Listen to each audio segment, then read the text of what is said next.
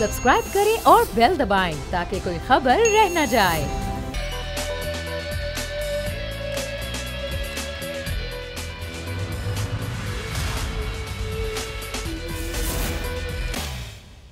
बिस्मिल्लाहिर्रहमानिर्रहीम, अस्सलाम वालेकुम। प्रोग्राम में मैं सुमैया रिजवान आपको वेलकम कहती हूँ। नाजरीन, बहुत कुछ हो रहा है और ख़ास तौर पे अगर हम बात करें स्टेट बैंक तरमीम बिल, जिस पर हुकूमत बहुत पूरा एतमाद थी और हुआ भी कुछ ऐसे ही कि अपोजिशन को शिकस्त खानी पड़ी। सेनेट में एक वोट की बढ़तरी से ये बिल बासानी मंजूर कर लिया गया। और फवाद चौधरी का तो ये भी कहना है कि पीपल्स पार्टी के हम बड़े मशहूर हैं, हम शुक्रगुजार हैं कि पीपल्स पार्टी ने इस बिल को पास कराने में इनडायरेक्ट हमारा साथ दिया है। तो क्या वाकई अपोजिशन कुछ करना नहीं चाहती कि ऐवान में जो अपोजिशन के अरकान हैं वो गैर हाजिर हो जाते हैं और कोई भी बिल हो, किसी भी किस्म की तरमीमी बिल कोई पेश किया जाए वो बासानी मंजूर करा दिया जाता है, चाहे वो सेनेट हो या कौमी असम्बली। और हमने देखा कि कानून बने भी हैं और बासानी हुकूमत इसमें कामयाब भी हुई है। एक तो ये मामला है जिस पर आज के प्रोग्राम में हम डिस्कशन करेंगे। दूसरे, फौजदारी कवानीन में जो 100 तरमीम की गई हैं, जिसमें वज़ीर आज़म ने कल कहा कि रूल ऑफ लॉ की जानिब पहला कदम है, इस पर भी बात करेंगे। और साथ ही साथ जो तहायात नाअहली ख़त्म कराने के लिए कल 2 दरख्वास्तें दायर की गई हैं, जिसमें जहांगीर तरीन की नाअहली और साबिक़ वज़ीर आज़म नवाज शरीफ की नाअहली से मुतालिक सुप्रीम कोर्ट में जो दरख्वास्त दायर की गई है उस पर भी बात करेंगे। तो ज़रा पहले उसी पर बात कर लेते हैं कि और दरख्वास्त में क्या मतन इख्तियार किया गया है। तो ताहयात नाअहली के ख़िलाफ़ सुप्रीम कोर्ट बार की ये दरख्वास्तें, जिसमें ताहयात नाअहली के उसूल का इतलाक़ सिर्फ इंतखाबी तनाज़ात में इस्तेमाल किया जाए, दरख्वास्त में ये मौक़िफ़ इख्तियार किया गया। आर्टिकल 184(3) के इख्तियार के तहत सुप्रीम कोर्ट बतौर ट्रायल कोर्ट उमूर अंजाम नहीं दे सकती है। आर्टिकल 184 की शिक़ 3 के तहत अदालती फ़ैसले के ख़िलाफ़ अपील का हक़ नहीं मिलता। दरख्वास्त गुज़ार ने यह भी कहा, अदालती फ़ैसले के ख़िलाफ़ अपील का हक़ ना मिलना इंसाफ के उसूलों के मनाफी है। अपील के हक़ के बगैर किसी भी शख्स की ताहयात नाअहली बुनियादी हुकूक की खिलाफ वर्जी है। अपील के हक़ के बगैर ताहयात नाअहली मुतालिका हल्के के वोटर्स के बुनियादी हुकूक की भी खिलाफ वर्जी है। सुप्रीम कोर्ट ने अदालती फैसलों में आर्टिकल 62(1)(f) के इतलाक़ के पैरामीटर्स तय किए और आर्टिकल 62(1)(f) के तहत जो इलेक्शन चैलेंज हो सिर्फ उसी को कलअदम किया जाए, ये दरख्वास्त में कहा गया है। अब बात करते हैं फौजदारी कानून की, जिसमें इस्लाहात मुतारिफ की गई हैं। और इस्लाहात क्या हैं कि आम जराइम में सज़ा है वो 5 साल से कम होकर अब 6 माह रह जाएगी। मुकदमात की समाअत के लिए 9 माह की डेडलाइन मुकर्रर कर दी गई है और डेडलाइन पर पूरा ना उतरने की सूरत में हाई कोर्ट को वजाहत पेश करनी होगी। आम जराइम के मुकदमात में 5 साल तक की सज़ा के लिए प्ली बार्गेन की जा सकेगी। कत्ल, ज़्यादती, दहशतगर्दी और गद्दारी के मुकदमात में कोई रियायत नहीं मिलेगी और डिजिटल जो तरीक़ा होता है उसको बतौर सबूत तस्लीम किया जाएगा। उसमें वीडियो, तस्वीर, ऑडियो रिकॉर्डिंग्स को बतौर सबूत तस्लीम किया जाएगा। SHO को ग्रेजुएट और कम अज़ कम असिस्टेंट सुपरिटेंडेंट के ओहदे का होना लाजमी है। FIR दर्ज न होने पर SP को शिकायत की जा सकेगी। तफ्तीश मुकम्मल करने और चालान की मुदत 15 दिन से बढ़ाकर 45 दिन कर दी गई। और एक अहम नुकता ये भी है कि गैर संजीदा जो जराइम है जिनमें गिरफ्तारी कर ली जाती है, मुकदमे बनाए जाते हैं, उन पर अब 10 लाख रुपए जुर्माना किया जाएगा। और पुलिस को भी इस पर पाबंद किया गया है कि अगर कोई गिरफ्तारी जो कि गैर कानूनी होगी और गिरफ्तारी कर ली जाएगी तो उस पर 7 साल कैद होगी। तो ये बड़ी अहम इस्लाहात जो की गई हैं, इसी पर हम बात करेंगे। अपने मेहमानों का तारुफ करवा देती हूँ। हमें ज्वाइन कर रहे हैं जस्टिस रिटायर्ड शाइख उस्मानी साहब, बहुत शुक्रिया आपका। और हमें ज्वाइन करें सीनियर तज्ज़ियाकार और सीनियर सहाफ़ी इमरान याकूब साहब, आप दोनों का बहुत शुक्रिया। जस्टिस साहब, मैं आपसे चाहूँगी कि गुफ्तगू का आगाज़ करूँ, आप ज़रा रोशनी डालिएगा। सबसे पहले तो ये ताहयात नाअहली जिसका बड़ा शोर था और इस पर अब सुप्रीम कोर्ट में दरख्वास्त दायर की गई, जिसके मैंने कुछ मतन पढ़ के सुनाया है, आप इसको किस तरह से देख रहे हैं? और इस पर अगर हो जाता है, हुक्म आ जाता है, तो फिर आगे सूरत हाल क्या बनेगी? कि ये जो मैटर था नाअहली का, जी जी, फैसला हो गया, रिव्यू हुई, वो भी खत्म हो गई, वो तो एक फाइनल ऑर्डर हो गया। अब के फाइनल ऑर्डर होने के बाद अब अगर आप कहते हैं कि जी ये गलत था, तो उसके लिए तो आपको कॉन्स्टिट्यूशन चेंज लाना पड़ेगा। जो कॉन्स्टिट्यूशन के तहत तो एक सुप्रीम कोर्ट का जो ऑर्डर होता है वो फाइनल होता है रिव्यू के बाद, उसमें अपील की कोई गुंजाइश नहीं होती। अगर आप चाहते हैं ये इंट्रोड्यूस करना तो ठीक है, उसके लिए आपको कॉन्स्टिट्यूशन अमेंडमेंट लानी पड़ेगी, लॉज में चेंजेस लाने पड़ेंगे। लेकिन जिस तरीके से ऑर्डर है उससे ये फैसला किया गया कि ये दोनों हजरात जो हैं वो सादिक और अमीन नहीं थे। अब देखिए, सादिक और अमीन एक ऐसी चीज है कि आप ये नहीं कह सकते कि आज सादिक अमीन है और कल नहीं है, या कल नहीं है तो परसों से है तो परसों। जी, शेख उस्मानी साहब से रब्ता मुनक़ता हुआ है, उनके इस माहिराना जो कानूनी राय है उसको हम कंटिन्यू करेंगे, रब्ता बहाल करने की कोशिश करते हैं।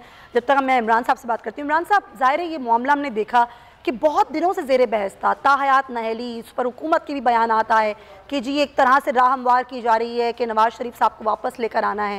लेकिन अब ये दरख्वास्त दायर हो जाना, ये खुद कितना बड़ा आप देख रहे हैं कि एक आगे कदम होगा, आगे की इलेक्शंस में क्या सियासी मंजरनामा बनता नजर आता है इस दरख्वास्त के तनाजुर में, अगर हम देखें तो?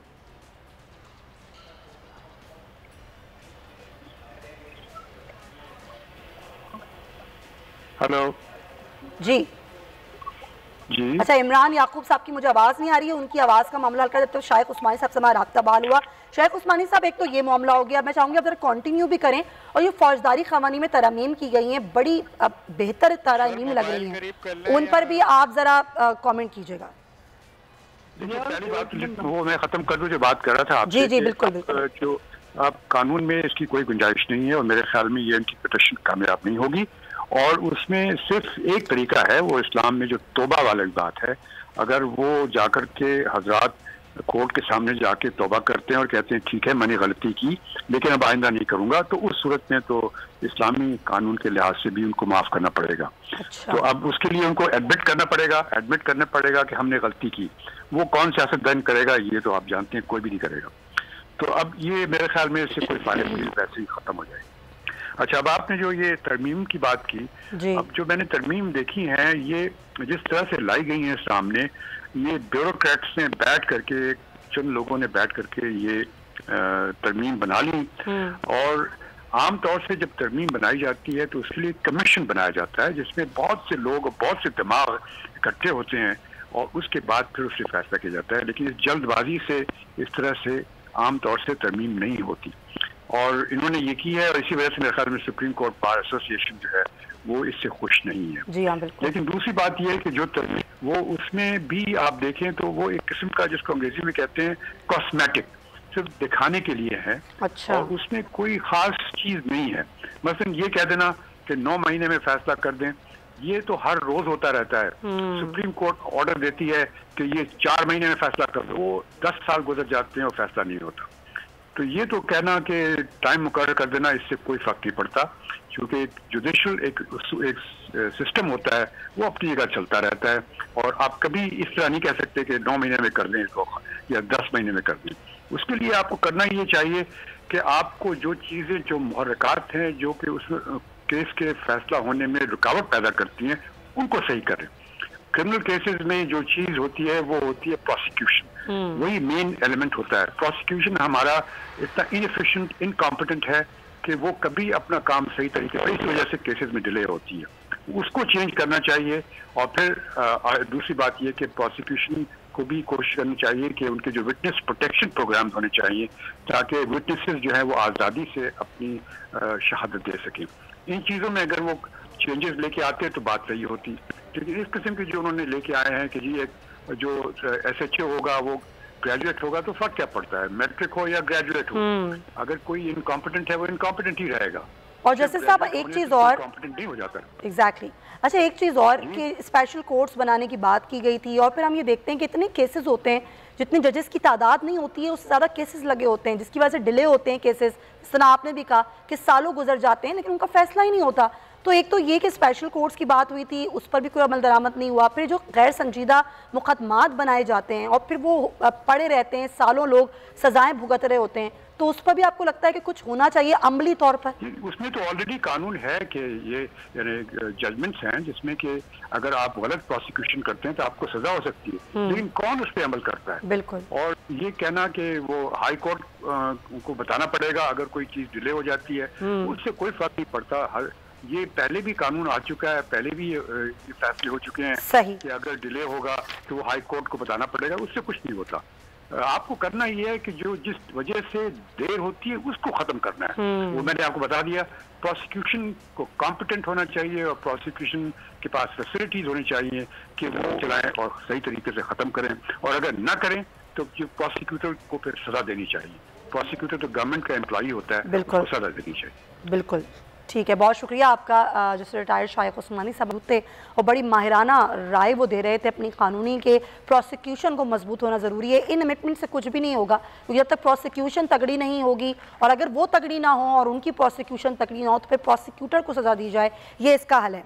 इमरान याकूब साहब, एक तो पहला सवाल जो मैंने पहले आपसे किया था कि जब ये बात की जाती है कि ताहयात नाअहली ख़त्म कर दी जाए, सर जस्टिस साहब ने बात की कि फिर ये तो फिर वही वाली बात हो गई कि पहले आपने नाअहल करार दे दिया, अब आप कहें कि जी वो सादिक और अमीन है और वो नाअहल नहीं है। एक तो ये चीज़ कैसे, और ख़ास में सियासी मंजरनामा इस दरख्वास्त के तनाजुर में कैसा बनता हुआ नजर आता है आपको आगे?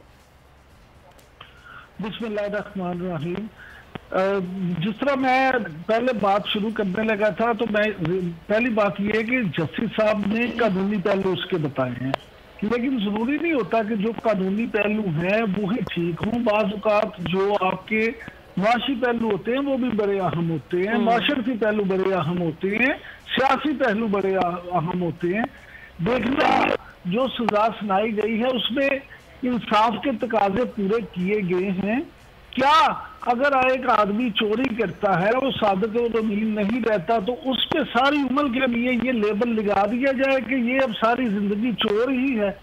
अगर वो एक दफा उसने गलत कहा और उसके बाद अल्लाह ताला आपको ये गुंजाइश देता है कि आप अगर तौबा कर लेते हैं, रुजू कर लेते हैं, माफी मांग लेते हैं तो अल्लाह के यहाँ भी आप माफी मिली है। तो क्या दुनिया में अगर या ना, लेकिन वो तो ये कह रहे हैं ना कि शरीयत की रोज से वो जाके माफी मांग सकते हैं और जाके वो अपना एडमिट भी कर सकते हैं।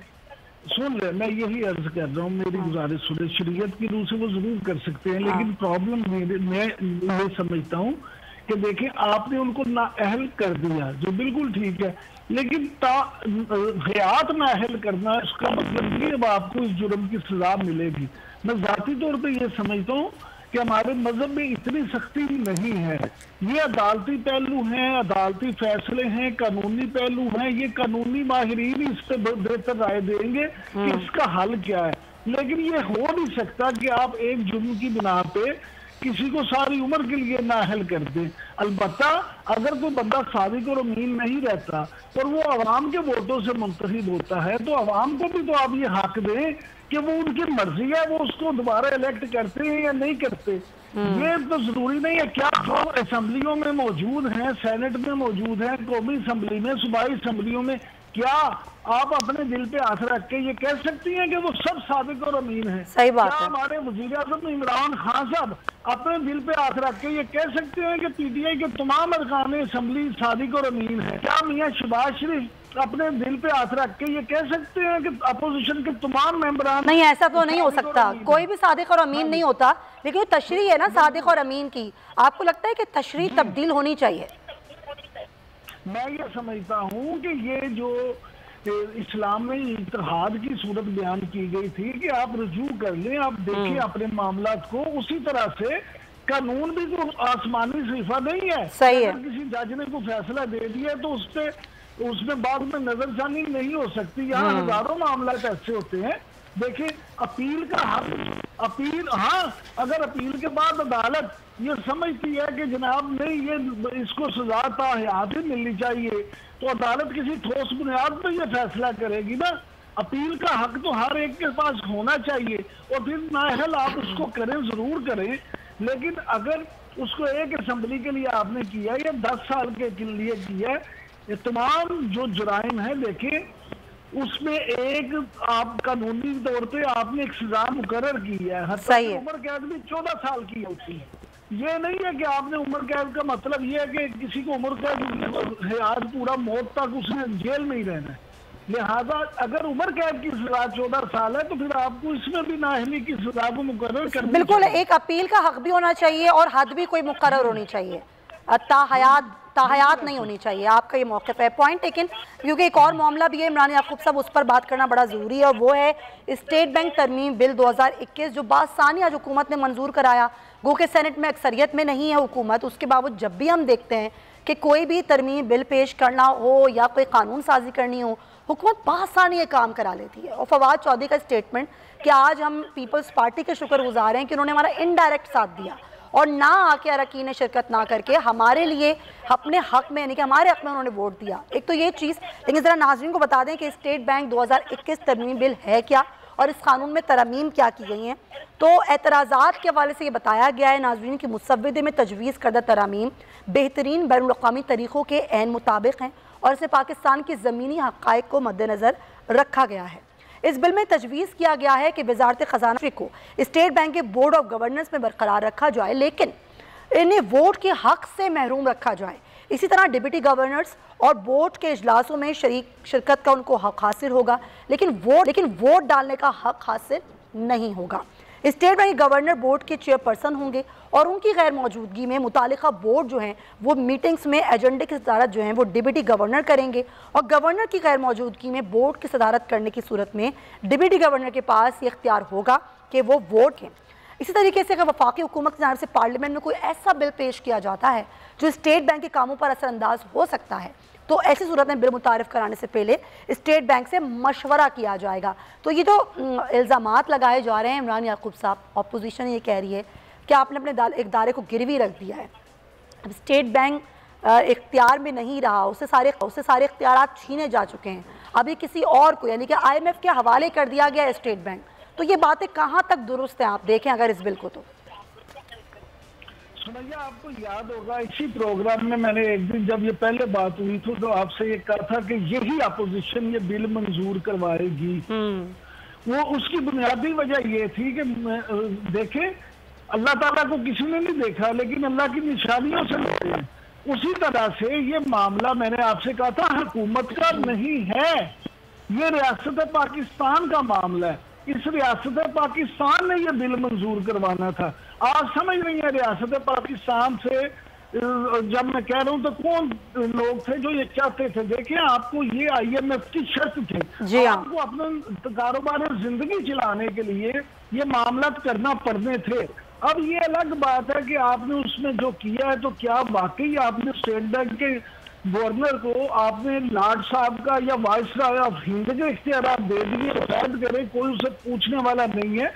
मामला तो ये है कि जो भी है IMF ने आपको कहा था कि अगर आप ये करते तो फिर तो हम आपके साथ अगली किस्त देंगे, अगर आप नहीं करते तो हमारी तरफ से चिट्टा कोरा जवाब है। अब आपने उस चिट्टे कोरे जवाब के लिए, अपनी जान बचाने के लिए, सरवाइव करने के लिए, सांस लेने के लिए ये बिल मंजूर करना ही था। लिहाजा जिन लोगों की तरफ से करवाया जाना था उन्होंने कह दिया था बच्चों आपने आना, आपने नहीं आना, ये बिल इस तरह से पास होगा, और बिल पास हो गया। लिहाजा इस बात पे मैं नहीं समझता कि ये हुकूमत की कामयाबी है या अपोजिशन की नाकामी है। ये असल में बस इस बिल कामयाब बिल, लेकिन सिर्फ 6 अरब डॉलर कर्ज के लिए कितनी हम सख्त शराइत IMF की पूरी कर रहे हैं, कर चुके हैं, आगे मजीद पूरी करेंगे। टैक्सेस का बोझ जो है वो आवाम पे लादा जा रहा है मिनी बजट की सूरत में। फिर ये स्टेट बैंक तरमीमी बिल, जितनी हम शराइत पूरी कर रहे हैं, आपको लगता है हम दलदल में मजीद धंसते जा रहे हैं, और आगे आने वाली हुकूमत जो है फिर उसके पास क्या चॉइस बचेगी? गुजारिश ये है कि माशाल्लाह मैं जाती तौर पे ना हमेशा आपका बड़ा मुंह रहा हूँ, आप बड़ा अच्छा प्रोग्राम करती हैं, लेकिन आज आपने जिस अंदाज में कहा ना सिर्फ 6 अरब डॉलर, तो मुझे अब बड़ी मासूम लगी है। मैं हालांकि आपको देखिए, एक मौके के लिए तो 2 हैं। आप अपनी पोजीशन तो देखें, आपके मुल्क की पोजीशन क्या है। आपके लिए वो सिर्फ 6 अरब डॉलर नहीं है, आपके लिए आपके पास ब्रीदिंग स्पेस ही नहीं है। जिन हुक्मरानों ने करप्शन खत्म करना थी, उनके ट्रांसपेरेंसी इंटरनेशनल ने कह दिया कि उनके दौर में करप्शन बढ़ गई है जी। आप परसेप्शन इंडेक्स तो देखें, जिन लोगों में हजारों अरबों जो डॉलर थे यहाँ पे आ जाने थे, वो नहीं आए। जो आपने किसी के मुंह पे मारना था, वर्ल्ड बैंक के और IMF के। लिहाजा आपको उनके पास जाके झुककर माफिया मांगकर उनकी शराइत पे और पैसे लेना पड़ गए। मसला आप सिर्फ 6 अरब डॉलर की बात ना करें, मसला ये कि एक छोटा सा वाकया बता दूं। एक बच्चा अपने वालिद के साथ जा रहा था बाजार में। उसने कहा बाबा मुझे ये खिलौना ले दे। उसने पूछो कितने का? उन्होंने कहा जी, उस दुकानदार ने कहा 2 आने का। उसने कहा बेटा बहुत महंगा, रहने दो। वो चले गए। वो महीने 1.5 महीने के बाद वो फिर गुजरे दोनों, तो उसने कहा बाबा मुझे ये खिलौना ले दे। उसने कहा पूछो कितने का? उस बेटे ने पूछा, उसने कहा 4 आने का। उसने कहा बेटा 2 ले लो। वो बच्चे ने 2 ले लिए। तो उससे कहा कि बाबा पिछली दफा हम आए थे 2 आने का था, आपने लेके नहीं दिया, आज 4 आने का 2 ले दिए। तो उसके वालिद ने बड़ा खूबसूरत बयान उससे जवाब दिया। उसके वालिद ने कहा बच्चे उस वक्त मेरे पास 2 आने भी नहीं थे, इसलिए महंगा था। आज मेरे जेब में 1 आने का भी था, मैंने 2 ले दिए। तो आपकी जेब में तो 2 आने हैं नहीं। जब आपके पास है ही कुछ नहीं तो आपको उनकी शराइत तो माननी है और आपके पास कोई चॉइस नहीं है। और ये वो हुकूमत कर रही है जो ये कहती थी कि IMF के पास जाना खुदकुशी के मुतरादिफ है, लेकिन आज वो तमाम शराइत मानने के लिए तैयार हैं। और मैं फिर बोलूँगी सिर्फ 6 अरब डॉलर कर्ज के लिए आवाम का जो मलिया मेट किया है, जिस तरह के आवाम को पीस दिया गया है महंगाई की, देखना ही होगा कि अब जो अगली हुकूमत आएगी वो क्या सलूक करेगी आवाम के साथ, क्योंकि आवाम तो हमेशा ही पिसते हैं। एक ब्रेक लेंगे। इमरान याकूब साहब आपका बहुत शुक्रिया। ब्रेक में वापस आएंगे तो अफगानिस्तान की सूरत हाल पे बात करेंगे। Stay with us.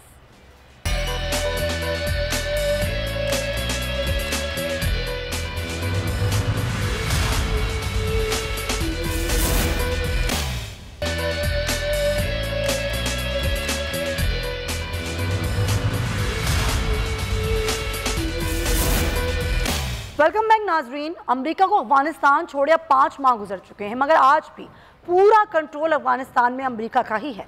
America Afghanistan में हुकूमत के असासे मुंजमद करके तालिबान हुकूमत को कंट्रोल करने की कोशिश कर रहा है। बाइडेन सरकार के लिए इंसानी जाने बात की बात, सियासत और कंट्रोल और ये अव्वलीन तरजीह बन चुका है। अफगानिस्तान को मुआशी तौर पर कत्ल किया जा रहा है और अफगानिस्तान की सेंट्रल बैंक से बाइकॉट और $9 बिलियन रकम मुंजमद करने के बाद अफगानी मईशत पूरी तरह से टूट चुकी है। महंगाई उरूज पर है, बेरोजगारी बदतरीन है, सरकारी मुलाजमीन कई महीनों से तनख्वाहों से महरूम है। नतीजतन 90 लाख के करीब आबादी भूख और अफलास की तरफ जा रही है। एक बड़ा इंसानी अलमिया जन्म ले रहा है। बच्चे ग़िज़ाई क़िल्लत के बाइस मर रहे हैं। अस्पतालों में सहूलियात कम और बोझ बढ़ता जा रहा है। अफगानिस्तान में सेहत का निज़ाम दरम बरम होकर रह गया है। आलमी इदारा सेहत ने आलमी बरादरी से इमदाद की बहाली की इल्तिजा की है। दूसरी जानिब UN के सेक्रेटरी जनरल ने एक बार फिर आलमी बरादरी से इमदाद की बहाली की अपील की और उन्होंने कहा कि 80% अफगान आवाम गंदा पानी पीने पर मजबूर हैं। लोग खाने पीने के लिए अपने बच्चे फरोख्त कर रहे हैं। ये वक्त है कि अफगान आवाम के लिए कुछ किया जाए, वरना हज़ारों जानों का नुकसान होगा। मायूसी में इजाफा और इंतहा पसंदी भी बढ़ जाएगी। UN सेक्रेटरी जनरल ने अमेरिका से फौरी तौर पर अफगानिस्तान की मुंजमद रकम बहाल करने का मुतालबा किया और ये कहा कि अफगानिस्तान की सेंट्रल बैंक से राब्ते बहाल किए जाएं, पैसा भेजने के दीगर तरीकों का भी जायजा लिया जाए। जबकि दूसरी जानिब मुआशी और इंसानी बहरान के साथ साथ अफगान सरजमीन के दहशत गर्दों के गढ़ बनने का भी खतरा मौजूद है। चीन और रूस की जानिब से अमेरिका को शदीद तनकीद का निशाना बनाया गया है। चीन ने कहा कि अमेरिका 38 मिलियन अफगानों की जिंदगियों के साथ खेल रहा है, जो कि मिलिट्री दखलंदाजी से कम खतरनाक नहीं। जबकि रूस ने कहा कि अमेरिका के फैसलों से हालात मजीद बिगड़ेंगे और अफगानिस्तान में दहशतगर्दी फैल जाएगी और ये खत्ते के लिए खतरा बन जाएगी। अमेरिका ने कहा कि अमेरिका अफगानिस्तान में सबसे बड़ा डोनर मुल्क है और बाइडेन सरकार रकम वापसी के मुख्तलिफ पहलुओं का जायजा ले रही है। अमेरिका ने यह भी कहा कि इमदाद देने वाले ममालिक तालिबान की कारकर्दगी से गैर मुतमईन है, क्योंकि ना उन्होंने खवातीन की तालीम को बहाल किया, ना ही एक जामे हुकूमत तश्कील दी। मगर अहम बात यह है कि तालिबान और आलमी बरादरी के माबैन जो खुदगर्जी और अना की जंग छिड़ी है, उसका खुमियाजा अफगान अवाम, मासूम बच्चे और खवातीन भुगत रहे हैं। अगर हज़ारों बच्चे मर गए तो जिम्मेदार कौन होगा? आलमी दुनिया को तय करना होगा कि इंसानियत अहम है या फिर सियासी जंग और उनकी अपनी अना। दुनिया को तय करना होगा कि अफगानिस्तान में दहशतगर्दी को रोकना अहम है या फिर बढ़ावा देना। और इसके अलावा अगर अफगानिस्तान में दहशतगर्दी पर परवान चढ़ती है तो उससे फिर पाकिस्तान कितना मुतासर होगा, इस पर भी हम बात करेंगे, क्योंकि मुईद यूसुफ ने कहा कि अफगान सरजमीन अब भी पाकिस्तान के खिलाफ इस्तेमाल हो रही है। बात करने के लिए मैंने दावत दी है। मेरे मेहमान मेरे साथ मौजूद हैं, सीनियर सहाफ़ी हैं और बड़ा तजुर्बा रखते हैं अफ़गानिस्तान की सूरत हाल पर। ताहिर खान साहब, बहुत शुक्रिया आपका, ताहिर साहब, आपके वक्त का। जब हम बात करते हैं अफ़गानिस्तान की सूरत हाल की, सबसे बढ़ के वहाँ पर जो फाइनेंशियल क्रंच है जिसकी ज़ाहिर खमियाजा भुगत रहे हैं अफ़गान अवाम, आपको लगता है कि ये फाइनेंशियल क्रंच ख़त्म होगा कभी भी अगर शराइत पूरी भी कर दी जाए अमेरिका की सारी? बहुत शुक्रिया आपका। मेरी नज़र में वो एक सोच होती है ना, पाकिस्तान में भी अफ़गानिस्तान में भी है कि अगर एक मुतालबा पूरा किया जाए तो फिर दूसरा मुतालबा होगा। और आज तालिबान की हुकूमत के जो वज़ीर ख़ारजा है अमीर ख़ान मुत्तकी का बयान आया है कि दुनिया ने अभी तक वो जो मुतालबा होता रहा है ना तालिबान से कि आप एक वसीउल बुनियाद हुकूमत कायम करें, तो वो कह रहे हैं कि किसी ने अभी तक ये नहीं बताया कि इसका मतलब क्या है। तो मतलब है कि ये जो मगरबी ममालिक है जो अफ़गानिस्तान में जंग लाए थे और अभी वही पीछे भी हट गए हैं। आपने बिल्कुल पूरा एक खुलासा बयान कर दिया कि उनके 9.5 अरब डॉलर भी मुंजमद किया अमेरिका ने, और उनके जो बैंकी निज़ाम है उन पर पाबंदियाँ भी लगाई है, और फिर शराइत भी रख रहे हैं कि आप ये करें, आप वो करें, आप ये करें। और आपने ठीक कहा कि चंद अगस्त में वो आए थे, 15 अगस्त को, और अभी जनवरी की, तो 5-6 महीने में तो हुकूमतें नहीं बनती, पॉलिसियाँ तो नहीं बनती। और जब ऐसी हालत में जब उन पर पाबंदियाँ हो, तो बहरहाल ये जो आपका सवाल है मेरे ख्याल में इतना आसान नहीं होगा वहाँ पर हालात ठीक होने का, जब तक आप उनका पैसा ना दें, जब तक आप उन पर पाबंदियाँ ख़त्म न करें। इस वक्त सिर्फ पाकिस्तान है कि जो भी उनके साथ वो अभी, क्योंकि पाकिस्तान की भी मजबूरी होती है, अगर बैनुल अक़वामी उन पर पाबंदियाँ होती है, यूनाइटेड नेशन की होती है, अमेरिका से आपको मालूम है कि जब अमेरिका फैसला करती है तो फिर सारी दुनिया उसी की तरफ देखती है। तो लिहाजा अब बार्टर सिस्टम पे पाकिस्तान कर रहा है। पाकिस्तान ने ये भी किया है कि आप उनसे डॉलर नहीं मांगते। अगर बरामदात, अभी चंद चीज़ों का ऐलान हुआ, अभी पाकिस्तान ने कैबिनेट ने फैसला किया चंद दिन पहले कि बरामदात अगर होंगी तो हम उनसे वो नहीं, पाकिस्तानी रुपए में करेंगे उनके साथ। पाकिस्तान ने उनके चलगोज़े पे, जो उनकी बहुत बड़ा बरामदात का एक हिस्सा है, बहुत बड़ा और बड़ा महंगा भी है चलगोज़ा, उन पे 45% ड्यूटी माफ़ कर दी है। तमाम जो खुश्क मेवे हैं उन पे पाकिस्तान ने ड्यूटी माफ़ की है, ज़ीरो कर दिया कस्टम ड्यूटी। तो ताज़ा मेवे हैं उन पे भी सिर्फ सेब के अलावा पाकिस्तान यही कर सकता है। 5 अरब रुपए भी ऐलान किए हैं। तो लिहाजा दुनिया अगर पीछे हटेगी तो फिर आपके सवाल का जवाब ये है वो कि वहाँ पर इक़्तिसादी मुश्किलात होंगी। मैं दिसंबर में था और मैं वहाँ एक अस्पताल में गया, और वहाँ पर मैं आपको बयान नहीं कर सकता कि जो बच्चों की हालत मैंने देखी कि आप आ भी जाए तो आपको रोना आएगा। एक डॉक्टर साहब ने मुझे कहा कि 4 महीने से मुझे तनख्वाह नहीं मिली। उनके कपड़े में देख रहा था, वो जो ऊपर डॉक्टर पहनते हैं वो सफ़ेद वाला, तो वो एक मुश्किल हालत में था। तो लिहाजा अगर आप पैसा भी रोकें, आप पाबंदियां भी लगाएं, आप धमकियां भी निज़ाम चलेगा। लेकिन आप ये देखिए ना ताहिर साहब कि पूरी दुनिया इस पर आवाज़ उठा रही है, अक़वाम मुत्तहिदा बात कर रहा है, खित्ते के तमाम ममालिक बात कर रहे हैं, लेकिन अमेरिका को तो ऐसा लगता है कोई असर ही नहीं पड़ता। अगर अफ़गानिस्तान में लोग मरते हैं तो मरें, चाहे वो भूख और अफलास से मरें, चाहे वो दहशत गर्दी से मरें। ऐसा लगता है कि वो निकल के भी वहाँ से निकलना नहीं चाह रहा, वो चाहता है कि उसका कंट्रोल अफ़गानिस्तान में पहले की तरह ही रहे। यही तो लोगों का वहाँ पे सवाल है अमरीकियों से भी। अब अमेरिका ने 100 अरब डॉलर से ज़्यादा जंग पर खर्च की है। उनका अपना मुआहिदा था 2014 में अशरफ गनी की हुकूमत के दूसरे दिन मुआहिदा हुआ था, जब उनकी हुकूमत बन गई थी, 2000 पहली हुकूमत उनकी थी। तो वो 3 अरब डॉलर उसी मुआहिदे के तहत अफ़गानिस्तान को हर साल मिलना चाहिए। 10 साल तक उसी मुआहिदे के तहत अफ़गान के फोर्सेस को पैसा भी मिलना चाहिए, वो भी रोक लग गया। उनके अपने फंड, जो फंड मुंजमद हुए हैं 9.5 अरब, इसमें 3 अरब डॉलर जो है वो ताजिरों का है, जो पड़ा हुआ होगा वहाँ पे। अब ताजिर के पास भी पैसा नहीं है, उनके पास, उनके साथ कोई तिजारत ही नहीं कर रहा। तो लिहाजा अमेरिका, आपने सवाल तो ठीक है, लेकिन और अमेरिका ये उनकी रिपोर्टर ज़्यादा अफगानिस्तान में फिरते हैं, रिपोर्ट्स भी देते हैं, लेकिन मुझे नहीं मालूम कि अमेरिका का क्या मसला है। हाँ, अफगानिस्तान की तालिबान को बिल्कुल आप ना दें, और ये वज़ीर-ए-आज़म इमरान खान भी कहता है कि तालिबान से अगर आपकी दुश्मनी, आप उनको पैसा ना दें, लेकिन कोई रास्ता तो निकाले ना कि उनका पैसा अफगानिस्तान आए, मुलाजिमीन को पैसा मिले, असातिज़ा को पैसा मिले। अब ये जो तालीम वाला मसला है, उनके वज़ीर जो आला तालीम के वज़ीर हैं अब्दुल कानी साहब, उनसे मैं मिला, जब मैंने इंटरव्यू किया, उसने कहा कि आप चूँकि ज़ाहिर बात है उनकी पॉलिसी है कि मखलूत तालीम ना हो, अब उनसे आप और मैं इख्तिलाफ भी कर सकते हैं, लेकिन अब जो उनका निज़ाम है, तो अब उनके लिए कुछ इलाकों में कुछ यूनिवर्सिटियाँ तो बड़ी हैं, काबुल यूनिवर्सिटी बड़ी है, नंगरहार यूनिवर्सिटी बड़ी है, लेकिन कुछ जगहों पे वो मुख्तलिफ क्लासेस होंगे, तो पैसा तो चाहिए उनको, और असातिज़ा भी डबल होंगे। तो लिहाजा अगर उनको आप पैसा भी नहीं देंगे, तो फिर तालीम का वो कैसे करेंगे? अब यूनिवर्सिटियाँ खुल रही है मार्च में, वो जहाँ पर वहाँ सर्दियों की छुट्टियाँ खत्म हो, तो मेरे ख्याल में अमेरिका को सोचना पड़ेगा, अमेरिका को जो अपनी जिद और अना है, जो जंग वहाँ वो लाए थे उनके इत्तेहादी मिल करके, वो $100 अरब से ज्यादा खर्च किए हैं, तो आप उनकी बहाली पे खर्च करें ना पैसा। लोग तवक्को कर रहे थे कि जंग खत्म होने के बाद अफगानिस्तान में बहाली का अमल शुरू होगा। अब बहाली का अमल भी शुरू नहीं हो रहा, बल्कि उन पे पाबंदियां लग गई हैं, और पाबंदियां सबसे फिर मुतासिर पाकिस्तान है। आप यकीन कीजिए, ये मेरा मोबाइल अगर मैंने आपको अभी दिखाया तो सैकड़ों रोजाना लोग आते हैं वीजा पाकिस्तान के मांग रहे हैं, और सिर्फ पाकिस्तान वाहिद मुल्क है इस वक्त। तमाम लोगों ने वीजे बंद किए। जो अमेरिका गए थे ना, वो कुछ 1,20,000 लोग, उनमें भी अक्सर वो अब कह रहे हैं कि शायद वापस उनको भेज दें।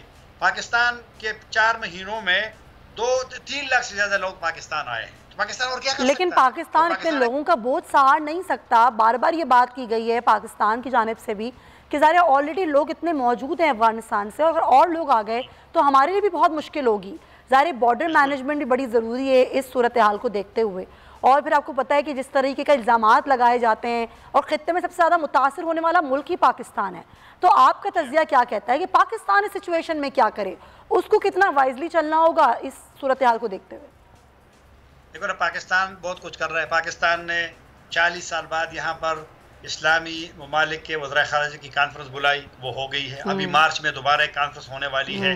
पाकिस्तान अपील कर रहा है, पाकिस्तान अपील कर सकता है, इमरान खान बार बार अपील कर रहा है। फिर दुनिया और फिर कुछ अफगान जो वहाँ से चले गए हैं बाहर है, वो प्रोपेगेंडा करते हैं, वो हर चीज़ की एक मनफी मतलब लेते हैं। तो लिहाजा पाकिस्तान ने बहुत कुछ किया। अब दुनिया का और फिर इस्लामी ममालिक से भी एक गिला बिल्कुल है हमारा, जितना कि इस्लामी ममालिक को बहैसियत मजमूई करना चाहिए था। OIC का रोल माजी में थोड़ा सा खामोश वाला रोल था, फाल रोल अदा नहीं किया है। दुनिया मतलब पाकिस्तान से अपील कर सकते हैं, पाकिस्तान किसी को मजबूर नहीं कर सकता। अब दुनिया को जो जंग के 20 साल तबाही हुई, दुनिया को तो खुश होना चाहिए कि 20 साल में जो एक जंग थी अफगानिस्तान में, 40 से ज़्यादा ममालिक उसमें दाखिल थे। और अफगानिस्तान में वहाँ पर काबुल में जब हम जाते तो लोग, मसलन मैं बामियान गया ये सितंबर में, तो जिस गाड़ी में हम गए वो ड्राइवर बामियान का था, और वो मुझे कह रहा था बामियान से जब आप जाएंगे तो एक दूसरा सूबा है मैदान वर्दक, वहाँ बहुत लड़ाइयाँ होती थी। वो कहते हम सालों सालों अपने इलाके में नहीं आए, बामियान के अपने लोग थे, ड्राइवर बामियान का था। तो लिहाजा एक जंग खत्म हो गई। तो लेकिन ताहिर साहब एक मामला और भी है ना कि वहाँ पर लोग अपनी बहाली के लिए भी बात कर रहे हैं, वहाँ पर ज़ाहिर भूख और अफलास भी। लेकिन उससे बढ़ के जब हम बात करते हैं पाकिस्तान की, जो कि सबसे ज़्यादा मुतासर हो रहा है ख़ित्ते में हर लिहाज से अफगानिस्तान की सूरत हाल को लेके, और अभी जिस तरीके से हमने देखा कि दहशत गर्दी के वाक़यात बढ़े, मोईद यूसुफ ने भी कहा कि अफगानिस्तान की सरजमीन अभी भी पाकिस्तान में दहशत गर्दी के लिए इस्तेमाल हो रही है। फेंसिंग का काम, ताहिर साहब, फेंसिंग का काम पाकिस्तान ने सबसे ज़्यादा किया, और उसके बावजूद जो फेंसिंग का अमल है वो भी ख़राब करने की कोशिश की गई कुछ अनासर की जानिब से। तो उसको आप कैसे देखते हैं कि ख़ास तौर पे जो फेंसिंग वाला मामला है वो भी सवालिया निशान उस पर भी उठ गया, फिर दहशत गर्दी के जो नेटवर्क वहाँ पनप रहे हैं, बार बार अफगान हुकूमत से बात भी की गई पाकिस्तान की जानिब से, फिर भी कुछ नहीं हुआ। TTP से मुज़ाकरात तक की बात की, इस पर कभी काफ़ी तनकीद होती रही।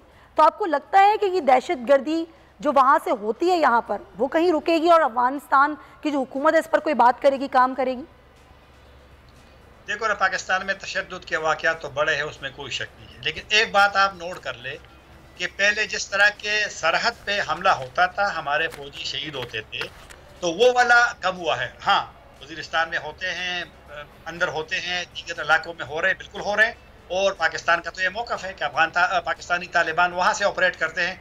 आज जब ये मोईद यूसुफ साहब की खबर आई थी तो मैंने खुद बात की वो ज़बीउल्लाह मुजाहिद से, तो उसने उस बात से इख्तिलाफ किया है। उसने कहा ऐसा नहीं है कि हम उनको, उन्होंने साफ कहा कि हम किसी को अलाउ नहीं करेंगे। और शेख रशीद साहब ने चंद दिन पहले कह दिया कि अब अफगान तालिबान, क्योंकि जाहिर बात है कि उनका एक ताल्लुक तो रहा है, उसमें कोई शक नहीं है पाकिस्तान अफगान तालिबान का, तो वो उन्होंने सरहद से दूर किया है।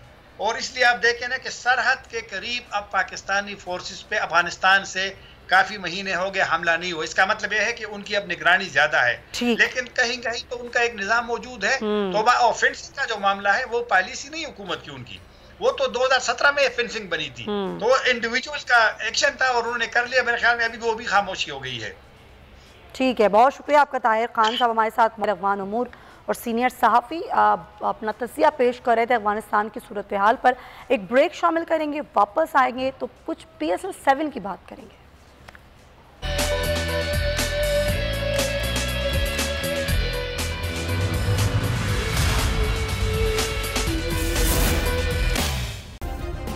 सब्सक्राइब करें और बेल दबाएं ताकि कोई खबर रह न जाए।